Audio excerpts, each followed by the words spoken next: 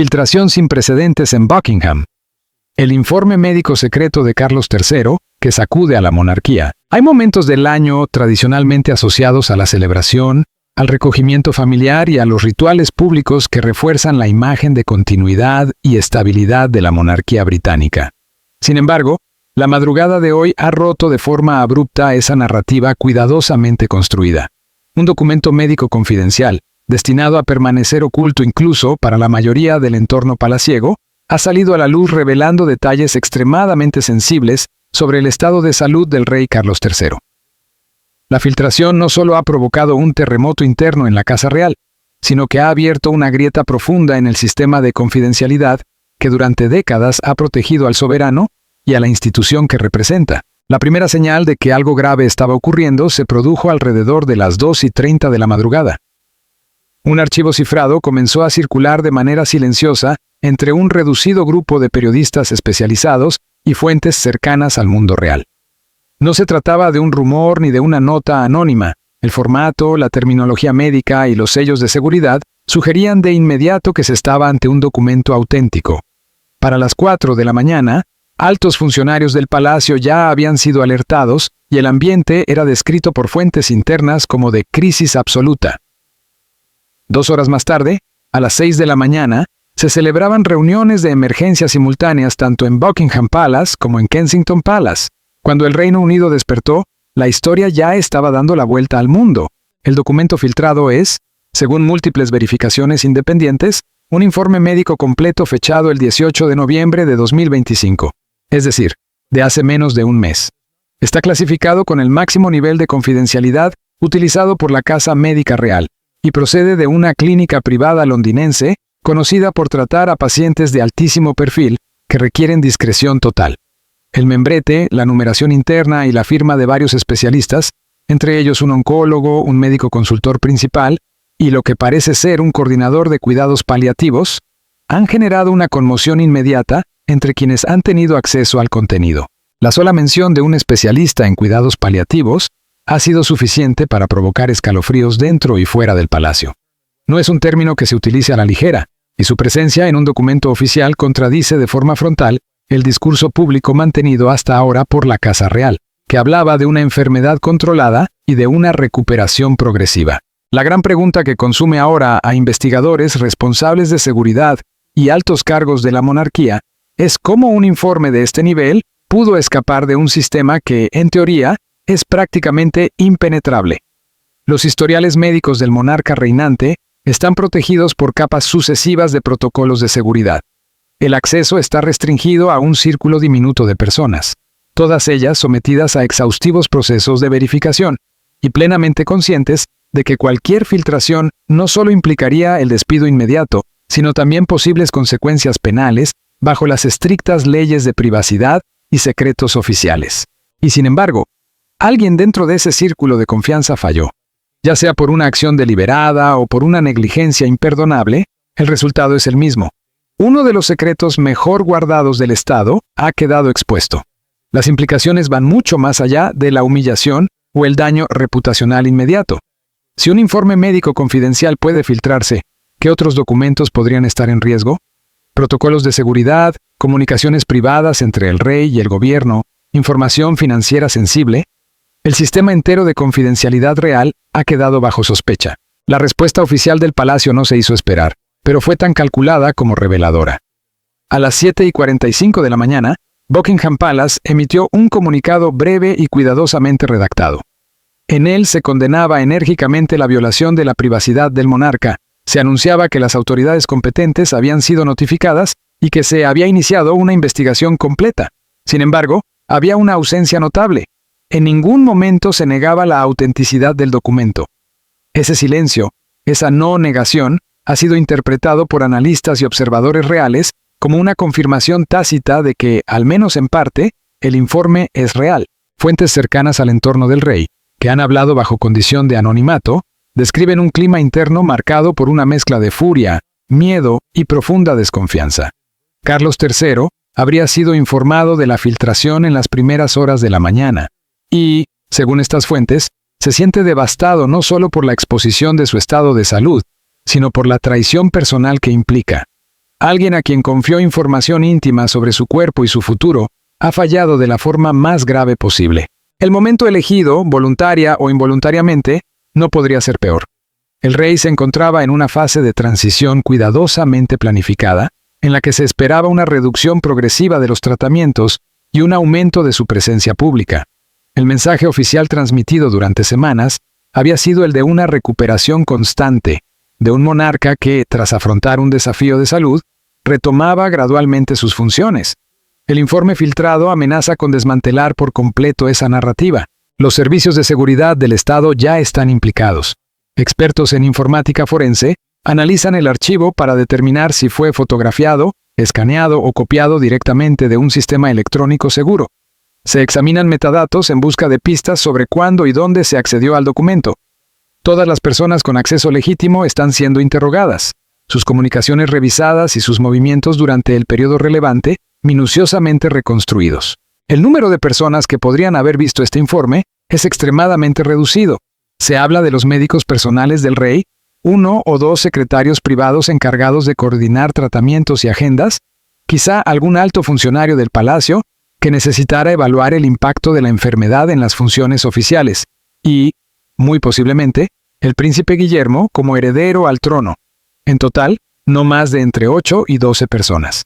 Esto descarta casi por completo la hipótesis de un empleado subalterno y apunta directamente a alguien situado en una posición de enorme confianza y autoridad. Mientras tanto, la reacción internacional ha sido fulminante. Los principales medios estadounidenses comenzaron a informar de la filtración antes del amanecer en la costa este. En Australia, los programas matinales abrieron con el tema. A media mañana en Londres, prácticamente todos los grandes periódicos, cadenas de televisión y plataformas digitales del mundo estaban cubriendo la noticia, aunque con distintos niveles de cautela. Algunos han publicado extensos extractos del documento.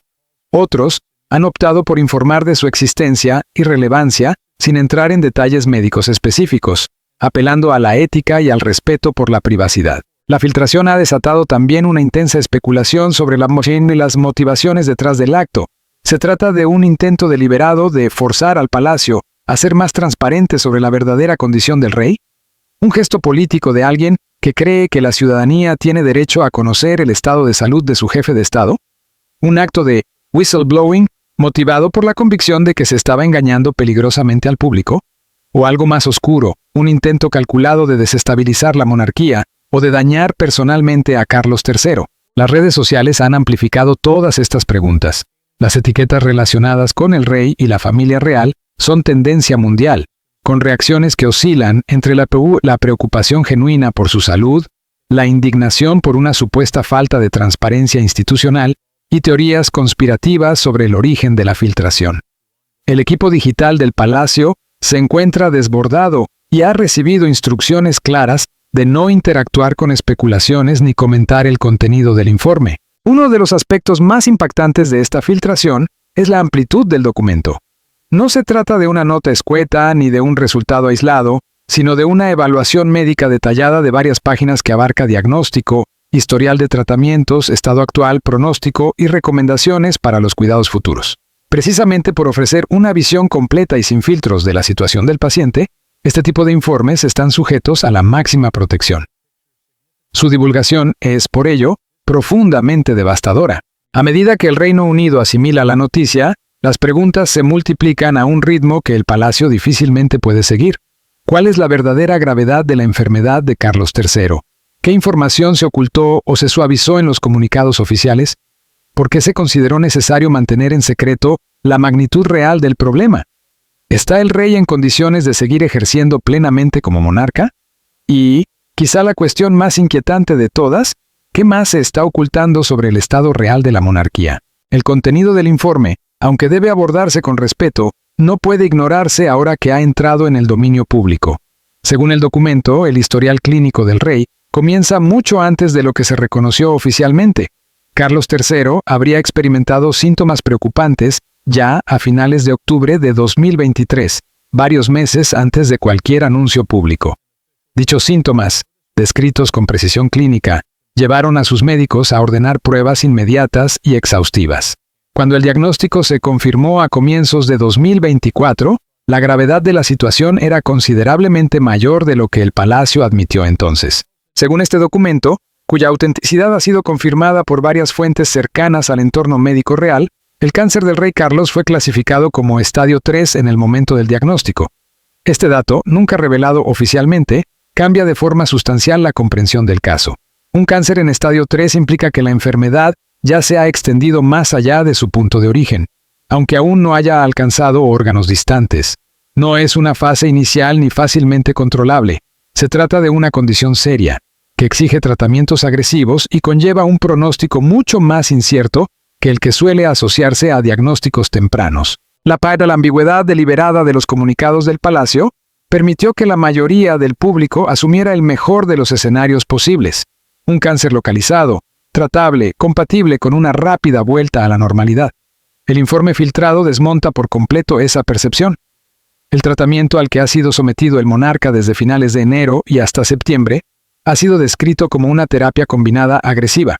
No solo quimioterapia, mencionada de forma vaga en los comunicados oficiales, sino también radioterapia dirigida e inmunoterapia, un cóctel terapéutico que requiere una vigilancia médica constante y que suele ir acompañado de efectos secundarios significativos. El documento detalla con precisión esos efectos. Fatiga severa, pérdida de peso de aproximadamente 8 kilos, episodios recurrentes de náuseas pese a la medicación preventiva y una neuropatía relacionada con el tratamiento que afecta a las manos del rey. Este último punto resulta especialmente revelador a la luz de las imágenes públicas de los últimos meses, en las que Carlos III aparece firmando menos documentos en actos oficiales y limitando sus gestos manuales. También explica por qué sus apariciones públicas durante el verano fueron escasas, breves y cuidadosamente coreografiadas. Aún más sensible es la evaluación del estado actual de la enfermedad, fechada el 18 de noviembre. Los oncólogos señalan que el rey ha respondido al tratamiento, pero solo de forma parcial. Las pruebas de imagen realizadas a principios de noviembre muestran una reducción del tumor primario y no detectan nuevas lesiones metastásicas, lo cual es un dato positivo. Sin embargo, persisten anomalías que obligan a un seguimiento estrecho y a la continuación del tratamiento. No hay, en términos médicos, una remisión completa.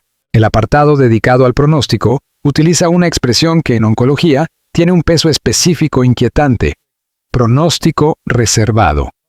Es un término técnico que refleja incertidumbre sobre la evolución a largo plazo, la edad del monarca, 76 años, y la presencia de factores de salud subyacentes complican aún más el cuadro clínico.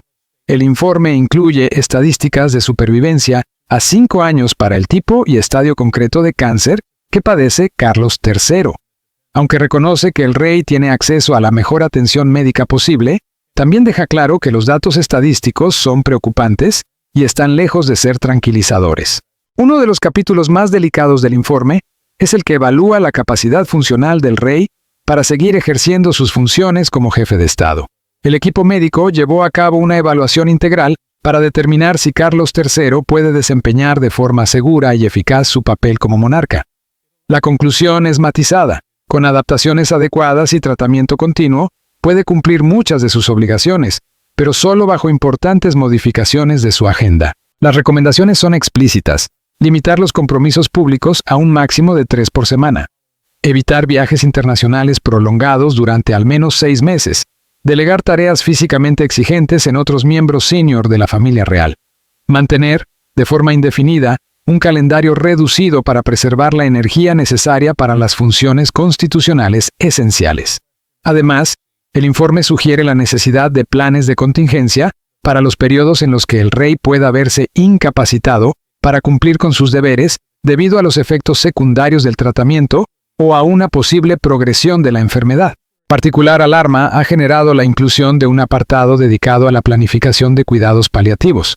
En la medicina moderna, los cuidados paliativos no equivalen necesariamente a cuidados de final de vida. Se centran en aliviar síntomas, reducir el estrés asociado a enfermedades graves y mejorar la calidad de vida del paciente. No obstante, la participación de un coordinador de cuidados paliativos indica claramente que el equipo médico no espera una recuperación simple ni un retorno pleno a la salud previa. El informe también deja claro que el tratamiento del rey está lejos de haber concluido. Se trata de una condición crónica que requiere manejo activo continuo. El plan contempla inmunoterapia de mantenimiento cada 3 semanas, pruebas de imagen bimensuales para vigilar cualquier signo de progresión y análisis de sangre frecuentes para controlar marcadores tumorales. No estamos ante un monarca que ha superado una enfermedad y se encuentra en fase de recuperación, sino ante un paciente que convivirá indefinidamente con un cáncer activo bajo control médico. La comparación entre este panorama y el discurso oficial del palacio resulta chocante. Mientras Buckingham hablaba de una reanudación gradual de actividades y de una evolución positiva, el informe recomienda restricciones permanentes y asume un horizonte de incertidumbre. Lo que se presentó como un bache de salud temporal aparece, en realidad, como una enfermedad grave y potencialmente limitante a largo plazo.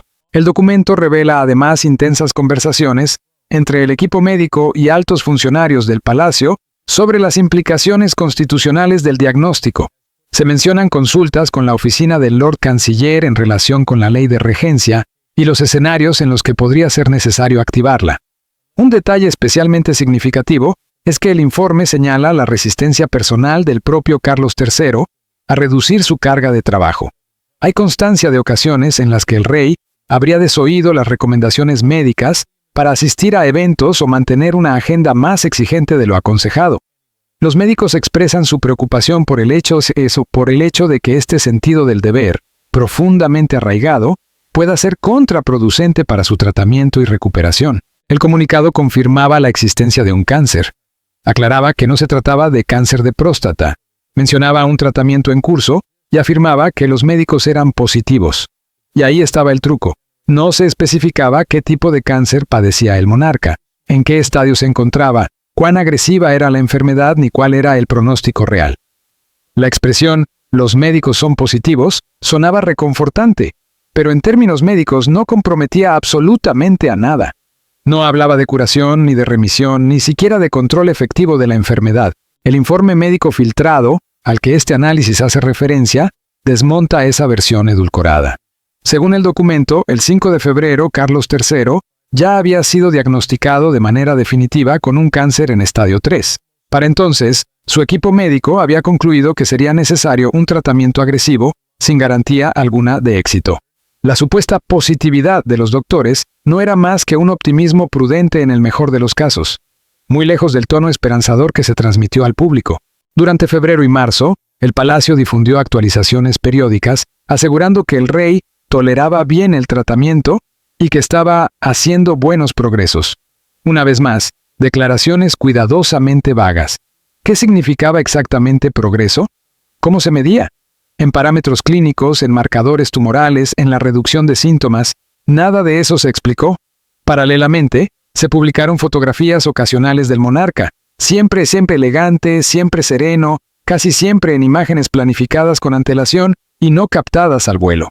El informe filtrado revela una realidad muy distinta detrás de esas imágenes controladas.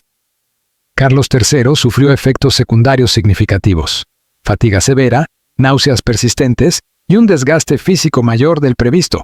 El documento registra múltiples ocasiones en las que reuniones privadas tuvieron que ser canceladas o en las que los periodos de descanso se ampliaron porque el tratamiento estaba pasando una factura más alta de la anticipada. Nada de esto llegó jamás a los comunicados oficiales. En abril, el palacio anunció que el rey asistiría al servicio de Pascua en Windsor. Sería su primera aparición pública relevante desde el inicio del tratamiento. El evento fue milimétricamente gestionado.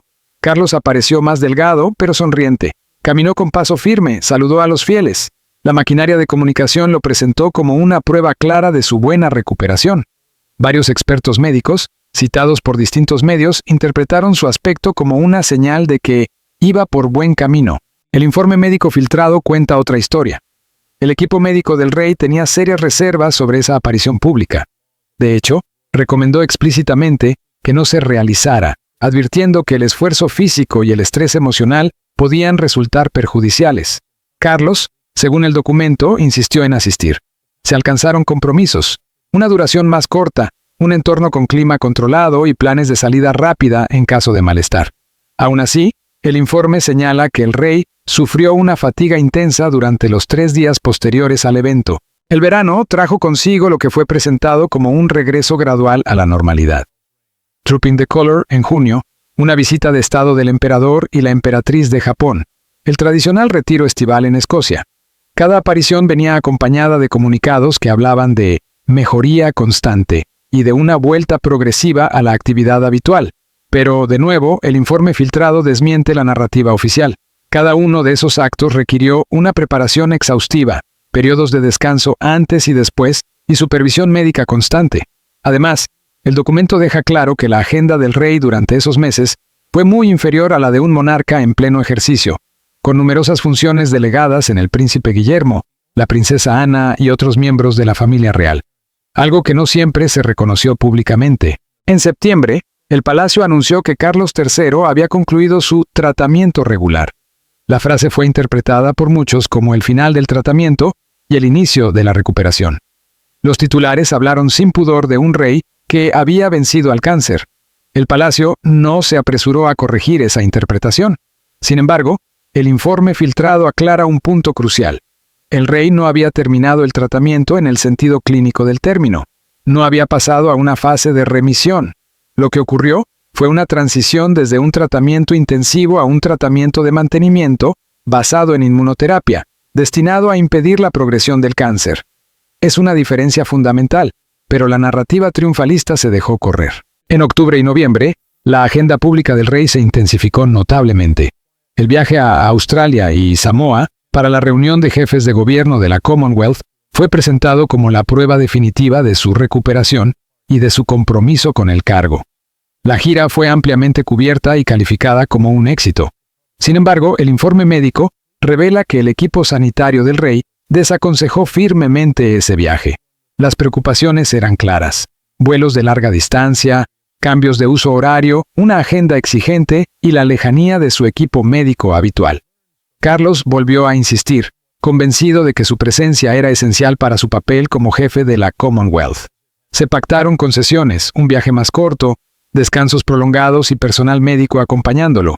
A su regreso, según el informe, el rey estaba significativamente agotado y necesitó un periodo prolongado de recuperación. El patrón que emerge de toda esta cronología es coherente y preocupante. El palacio emite comunicados técnicamente veraces, pero diseñados para generar una impresión más optimista de lo que la realidad médica justifica. Se destacan los momentos positivos y se omite sistemáticamente el contexto de las dificultades, las limitaciones y los riesgos. No se miente de forma directa, pero se construye un relato que dista mucho del cuadro completo. Este enfoque tiene precedentes históricos. La Casa Real Británica siempre ha sido extraordinariamente reservada respecto a la salud de sus miembros. El cáncer de pulmón de Jorge VI fue minimizado públicamente hasta poco antes de su muerte. Los problemas de salud de Isabel II, en sus últimos años, se gestionaron con extremo cuidado en la comunicación pública. Existe una resistencia institucional a mostrar vulnerabilidad. Sin embargo, en la era de las filtraciones, las redes sociales y el ciclo informativo permanente, esta estrategia resulta cada vez más insostenible. La filtración del informe médico ha expuesto una brecha preocupante entre los comunicados oficiales y la realidad clínica. Y eso erosiona la credibilidad de una institución que depende, en gran medida, de la confianza pública. Si el palacio fue capaz de ser tan poco transparente con algo tan grave como el cáncer del rey, la pregunta es inevitable: ¿qué más no se nos está contando? Y de ahí se llega al asunto que nadie quería abordar en voz alta: la sucesión. El informe filtrado ha obligado a plantear una cuestión incómoda pero inevitable. Dado el estado real de salud de Carlos III, ¿puede seguir ejerciendo como monarca a largo plazo? Y si no, ¿qué ocurre entonces? Desde el punto de vista constitucional, el escenario es complejo. La monarquía británica no contempla una solución sencilla para un rey vivo pero gravemente enfermo. El monarca reina hasta su muerte o abdica. No obstante, existen mecanismos para los casos de incapacidad. La Ley de Regencia de 1937, modificada en 1953 y 2004, establece el marco legal para nombrar un regente si el monarca es incapaz de desempeñar sus funciones por enfermedad física o mental. Esa incapacidad debe ser declarada por el propio monarca, si puede hacerlo, o por al menos 3 de 5 figuras clave: el consorte, el Lord Canciller, el presidente de la Cámara de los Comunes, el Lord Presidente del Tribunal Supremo y el Master of the Rolls. Si se declarara una regencia El príncipe Guillermo, como heredero mayor de 21 años, se convertiría automáticamente en regente. Tendría prácticamente todos los poderes del monarca, con algunas excepciones constitucionales. El rey seguiría siendo rey, pero la gestión cotidiana de la monarquía recaería en su hijo. Lo verdaderamente significativo es que, según el informe filtrado, esta posibilidad ya ha sido discutida en los niveles más altos. El documento menciona consultas con la oficina del Lord Canciller sobre las circunstancias en las que podría activarse la ley de regencia. El mero hecho de que estas conversaciones hayan tenido lugar indica que la regencia no es una hipótesis teórica, sino una posibilidad real para la que se está planificando. Según el informe filtrado, el equipo médico del monarca considera que Carlos III todavía es capaz de desempeñar sus funciones como jefe de Estado, siempre que se introduzcan ciertas adaptaciones en su agenda y en la forma de ejercer sus responsabilidades. Sin embargo, los propios médicos reconocen una incertidumbre clave. No pueden asegurar cuánto tiempo más esta situación será sostenible. La progresión de la enfermedad o los efectos secundarios de los tratamientos podrían llegar a un punto en el que incluso las funciones monárquicas más básicas resulten imposibles de cumplir. Ese umbral crítico aún no se ha alcanzado, pero la posibilidad es real y deja a toda la institución en un inquietante limbo. Uno de los aspectos más reveladores del informe es la claridad con la que expone la postura personal del rey. Carlos III está decidido a seguir reinando mientras su cuerpo se lo permita. Para él, abdicar o aceptar una regencia no es una opción concebible salvo en circunstancias absolutamente extremas. Esta determinación no es difícil de entender si se considera su trayectoria vital. Esperó toda su vida para acceder al trono. A diferencia de su madre, Isabel II, cuyo reinado se extendió durante 7 décadas, Carlos es plenamente consciente de que su tiempo como monarca será, en el mejor de los casos, de años y no de décadas. Precisamente por eso, abandonar el trono voluntariamente sería, desde su perspectiva, una derrota personal y simbólica. En la cultura institucional británica, la abdicación sigue siendo vista como una forma de abandono del deber, una prioridad de lo personal sobre lo institucional. El precedente de Eduardo VIII en 1936, cuya renuncia provocó una crisis constitucional que casi derrumba la monarquía, sigue siendo una advertencia histórica que pesa como una sombra alargada sobre cualquier debate contemporáneo. Si Carlos III se encuentra atrapado entre la vocación y la fragilidad física, el príncipe Guillermo vive una tensión aún más compleja. De acuerdo con fuentes cercanas al heredero, lleva meses recibiendo informes médicos cada vez más detallados sobre la salud de su padre. De manera progresiva, ha asumido más compromisos oficiales, sustituyendo al rey en actos a los que Carlos no puede asistir. Todo ello se ha hecho con extremo sigilo, sin explicaciones públicas, sin reconocer abiertamente que la ampliación del rol de Guillermo responde a limitaciones médicas del monarca. La filtración del informe habría actuado como un detonante. En las últimas 24 horas, se habrían celebrado reuniones de emergencia entre Guillermo y altos funcionarios del palacio. El príncipe se encuentra atrapado entre 3 lealtades que chocan entre sí. Como hijo, desea respetar los deseos de su padre. Como heredero, tiene la obligación constitucional de garantizar la continuidad del Estado. Y como padre de familia, teme el impacto que una carga institucional mucho mayor tendría sobre su esposa y sus hijos, aún pequeños. Algunos expertos constitucionales han planteado que, dadas las circunstancias reveladas por el informe, una abdicación podría ser preferible a una regencia. La lógica es clara. Permitiría a Guillermo convertirse en rey con plena autoridad, evitando la situación incómoda y ambigua de un monarca que sigue reinando formalmente pero no puede ejercer. Sin embargo, esa solución choca frontalmente con la mentalidad de Carlos III y con el trauma histórico que la palabra abdicación todavía provoca en el imaginario británico. Mientras tanto, entre bastidores, Guillermo está siendo preparado para cualquier escenario. Asiste a más reuniones del Consejo Privado, recibe informes de inteligencia más detallados y es presentado a jefes de Estado en contextos sustantivos, no meramente ceremoniales. Todo indica que el palacio se prepara para la posibilidad de que el heredero deba dar un paso adelante antes de lo previsto. La otra gran incógnita que sacude al palacio es el origen de la filtración. Los investigadores trabajan contrarreloj para identificar al responsable de una violación de seguridad considerada devastadora. Comprender quién filtró el documento y con qué motivación es crucial no solo para la investigación interna, sino para evaluar el futuro de la seguridad operativa de la monarquía. Los registros médicos del monarca existen dentro de un ecosistema extremadamente controlado. El círculo de personas con acceso directo al informe no superaría, según estimaciones, las 8 o 12 personas.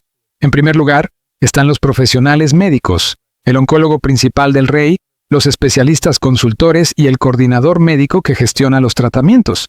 Para cualquiera de ellos, filtrar un documento así supondría el fin inmediato de su carrera, posibles cargos penales y la destrucción total de su reputación profesional. En segundo lugar, figuran algunos altos funcionarios del palacio, como el secretario privado del rey y 1 o 2 responsables de asuntos constitucionales. Son servidores públicos de carrera, personas que han dedicado su vida al servicio de la corona. Una filtración desde este nivel sería un suicidio profesional, aunque no imposible. El tercer grupo, más delicado, es el de los miembros de la familia real.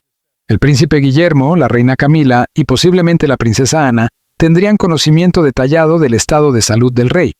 Aunque resulta poco probable que alguno de ellos haya filtrado directamente el informe, existe la posibilidad de que información sensible haya sido compartida con asesores o personal de confianza, abriendo una brecha indirecta de seguridad. Las teorías sobre el motivo de la filtración son múltiples.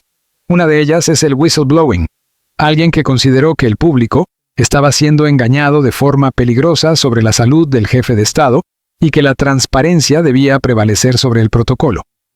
Otra hipótesis apunta al sabotaje político, quizá impulsado por simpatías republicanas o por el deseo de debilitar a Carlos III como monarca. Una tercera posibilidad es la más humana y menos ideológica, una vendetta personal, fruto de resentimientos acumulados en un entorno donde las rivalidades y las humillaciones silenciosas son frecuentes. La investigación forense digital será clave. Se analizará si el documento fue fotografiado o descargado electrónicamente, rastreando metadatos, registros de acceso y horarios. El momento de la filtración también levanta sospechas. El informe data del 18 de noviembre, lo que sitúa la filtración en un periodo de apenas 2 o 3 semanas. ¿Qué ocurrió entonces para desencadenar la acción del filtrador? Las consecuencias para el responsable serán severas: despido inmediato, posibles demandas civiles y, dependiendo del marco legal aplicable, incluso cargos penales. El palacio quiere enviar un mensaje claro para disuadir futuras filtraciones. Pero incluso si se identifica y castiga al culpable, el daño ya es irreversible. La información está fuera, la narrativa oficial ha quedado hecha añicos, y el debate sobre sucesión y regencia ha irrumpido en la esfera pública antes de que la institución estuviera preparada. Existe un consenso básico entre constitucionalistas y analistas políticos. La ciudadanía tiene un interés legítimo en saber si su rey está en condiciones de cumplir con sus deberes constitucionales. Carlos III no es solo una figura simbólica, es el jefe del Estado, el garante último de la continuidad institucional y un actor clave, aunque mayoritariamente ceremonial, del sistema político británico. Cuando surgen dudas sobre su capacidad física o mental para desempeñar ese papel, el silencio absoluto deja de ser una opción neutra y se convierte en una decisión política en sí misma. Dentro del Palacio de Buckingham, según diversas fuentes, la filtración ha profundizado divisiones que ya existían desde hace años. Por un lado, los sectores más tradicionales abogan por la estrategia clásica: atrincherarse, denunciar con firmeza la violación de la intimidad del monarca, limitar cualquier comunicación a expresiones de indignación institucional y esperar a que el ciclo mediático siga su curso. Para este grupo, ceder a la presión informativa supone sentar un precedente peligroso. Temen que abrir la puerta a explicaciones detalladas sobre la salud del rey derive en una espiral de exigencias cada vez más intrusivas, erosionando el aura de dignidad y reserva que históricamente ha protegido a la corona. En el extremo opuesto, se sitúan los llamados modernizadores, una corriente cada vez más influyente dentro del entorno real. Para ellos, la filtración demuestra precisamente que el modelo del silencio ya no funciona. En una era de filtraciones constantes, redes sociales y medios digitales capaces de amplificar cualquier rumor en cuestión de minutos, la opacidad absoluta solo alimenta la desconfianza. Su propuesta es clara: adelantarse a la narrativa con un comunicado oficial amplio y honesto sobre el estado de salud de Carlos III. Un mensaje que reconozca las dificultades reales, pero que también aporte contexto médico, tranquilidad institucional y un marco comprensible para la opinión pública. Según este enfoque, la única forma de reconstruir